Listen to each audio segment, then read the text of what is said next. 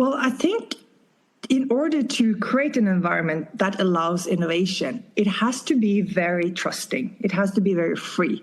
It has to allow people to come up with crazy ideas and not being afraid to be ridiculed or, not being blamed if they make mistakes and all that. So it's very much about creating a safe environment. We talk a lot about psychological safety, which I think is crucial in order to have that. Trusting relationships. It's about having a common purpose that everyone kind of knows why they're there and what they're working towards.